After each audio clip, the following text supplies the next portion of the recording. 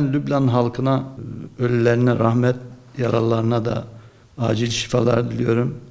Kalanlara da başsağlığı dileklerimi iletmek istiyorum. Elim bir saldırıydı, hepimizi üzen bir saldırıydı. Şimdi o saldırının nasıl gerçekleştiğini tabii net olarak söylemek henüz erken. Biz çünkü sahada veya işte patlama gerçekleşen cihazlar üzerinde herhangi bir analiz yapmadık. Herhangi bir isim, bir işaret veya delile sahip değiliz o konuda.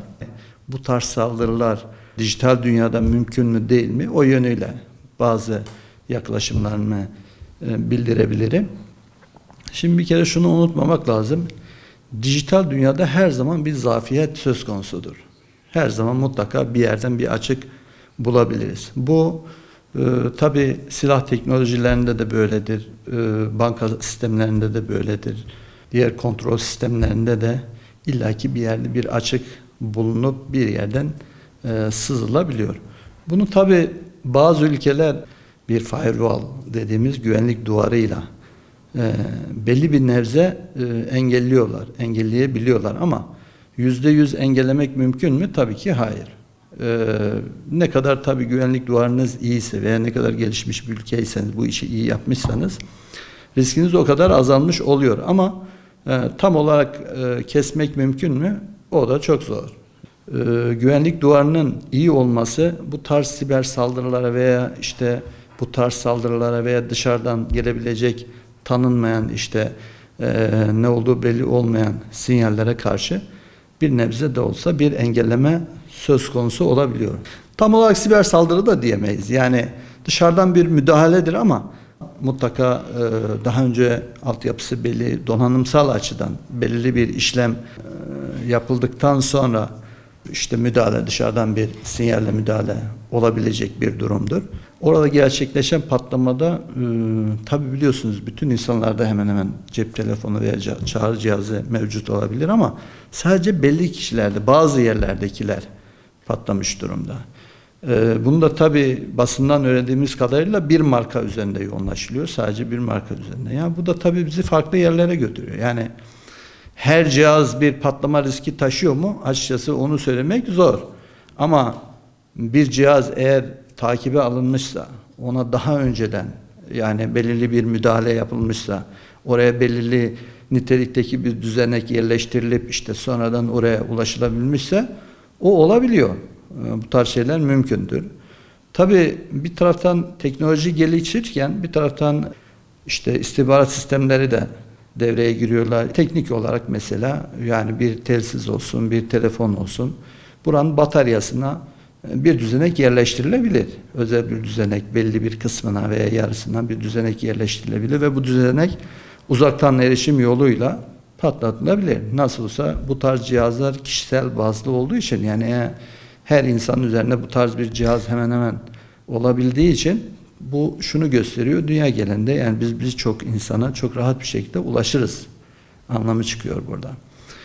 Tabii Lübnan'daki olayın mutlaka dışarıdan bir sinyal müdahalesiyle eş zamanlı olarak tabii aynı nitelikteki bir sinyalle mesela bu bir virüs virüs programı da olabilir. Bu bir dışarıdan bir farklı bir sinyal de olabilir. Kriptolu bir sinyal de olabilir.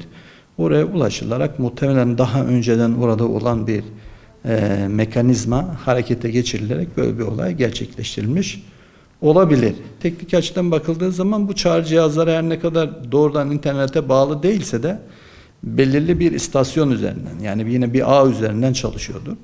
O ağın ana istasyonuna sızıldı mı ve oraya erişildi mi o cihazlara da erişmek mümkün olabiliyor. Macaristan'dan yüklü miktarda aynı firmadan bir batarya alınmışsa ve eğer Lübnan gibi bir ülke mercek altındaysa muhakkak oraya dikkat çeker yani. Yani birileri bu bir fırsattır. Biz buraya işte bir müdahalede bulunan diyebilirler.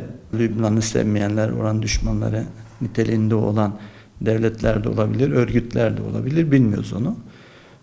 Yani teknik olarak ulaşabilirler. Bu mümkündür. Batarya mesela yüklü bir sipariş varsa belki orada yani bir müdahale neticesinde oraya farklı batarya özelliğinin dışında ek bir düzenek yerleştirilmiş olabilir. Bataryanın kullanıldığı her yerde Böyle bir durum söz konusu olabilir. Neresi olabilir? Çağrı cihazı olabilir, telefon olabilir. İşte atıyorum güneş santralindeki işte depolamalı güneş santrali ise orada da batarya vardır. Orada olabilir. Bir elektrikli bisiklet olabilir. Bir radyo olabilir. Evdeki bir radyo. Yani batarya niteliği taşıyan veya içerisinde batarya taşıyan herhangi bir ev cihazı da olabilir. Ama işte dediğim gibi her batarya patlıyor mu? Hayır. Öyle bir şey söylemek çok doğru değil. Niye? Çünkü Lübnan'da sadece işte anladığım kadarıyla yani yaralı sayısı binlerle ifade ediliyor ama Lübnan'da çok daha fazla insan var. Ve o insanlarda da telefon vardı ama onlarınki patlamadı. Belli bir kesimin cihazları, telefonları böyle bir sonuçla karşılaştı.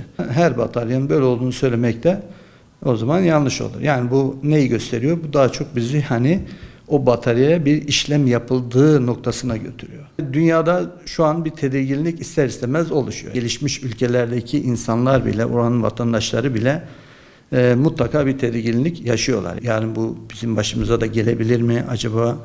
İşte bundan sonra süreç nasıl olacak şeklinde bazı endişeler doğabilir. Teknolojik açıdan bakıldığı zaman da mesela bazı ülkeler tabii güvenlik duvarlarına daha böyle bir gözden geçirirler. İşte bu konuya daha da ciddiyetle eğilirler. Bir takım tedbirler almak zorunda kalırlar. Bazı ülkeler de belki kendi tedbirlerini almak için daha çok milli ve yerli teknolojiyi kullanma yoluna gidebilir. Yani bu da önemli bir nokta. Açıkçası tabii siz ne kadar teknolojik açıdan dışarıya bağlı olursanız o kadar riskiniz fazladır demektir. Yani birilerinin sizin sistemlerinize müdahale etmesi daha kolaylaşıyor anlamı çıkıyor. Onun için kendi üretimlerinizi yapmanız her zaman daha güvenlidir. Normalde hani bir cihazın siz normalde kapattığınızda aslında o cihaz aslında devre dışı kalabiliyor. Ama son zamanlarda üretilen akıllı teknolojiler, akıllı telefonlar vesaire bunları kapatsanız da bazen o işten kurtulamayabiliyorsunuz yani. Telefonu siz kapatmışsınız. İnternet ağını kesebilirsiniz. Kessiniz interneti ama telefonun bağlı olduğu konuşma uydusu açıktır. Oradan da yine ulaşılabilir, erişilebilir. Tam olarak nasıl kesebiliriz? Bataryasını ayırarak. Bazı cihazlarda siz bataryayı ayıramıyorsunuz. Kapatıyorsunuz ama hala cihaz uyanıktır. Bakıyorsunuz işte alarm kuruyorsunuz. Telefonunuz kapalıdır ama sabah bakıyorsunuz veya işte ayarladığınız saate bakıyorsunuz.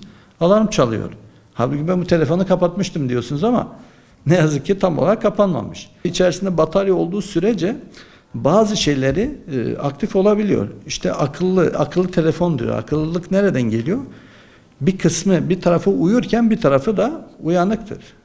Riski minimize etmek anlamında bir değerlendirme yapılacak olursak mümkün olduğunca mesela bu tarz saldırılar gece daha çok yaşanabilir şeyler oluyor. Geceleri veya işte kullanmadığımız zaman internet bağlantısını keselim mesela. Bu önemli oranda bir kere bu bir şey sağlıyor, güvenlik sağlıyor. Neden? Çünkü internetin kontrolü biraz daha zordur. Telefon hattının güvenlik duvarı daha kuvvetlidir. Her zaman o merkezden Bilgi ve İletişim Kurumu Başkanlığı tarafından oradan koordine edildiği için siber saldırılara karşı oradan korunduğu için orayı korumak, güvenliğe almak daha iyidir. Ama internet bağlantısı olduğu zaman tamamen açıksınız, savunmasızsınız. Yani dünyanın neresinde size ne gelecek bilemiyorsunuz. Bazen bir link geliyor, bir paket virüs geliyor. Girdiğiniz zaman telefon döngüye giriyor, bataryası ısınıyor, bataryayı yakabiliyor. Düşünebiliyor musunuz? O bataryanın içerisinde farklı bir şey varsa patlayabilir. Patlayıcı bir şey varsa belli bir ısının üzerine, belli bir ısı değerinin üzerine çıktığı zaman patlayabilir. Bunu önlemenin en güzel yollarından biri vatandaş olarak dediğim gibi mümkün olduğu kadar kullanmadığımız zamanlar internet bağlantısını kesmek. İnsanlara, öğrencilerime veya bu teknolojiyle uğraşanlara çok önemli tavsiyemdir. Yani teknolojiyi hayatı kolaylaştırmak için kullanalım. İnsanları yok etmek için değil, insanları yaşatmak için kullanalım.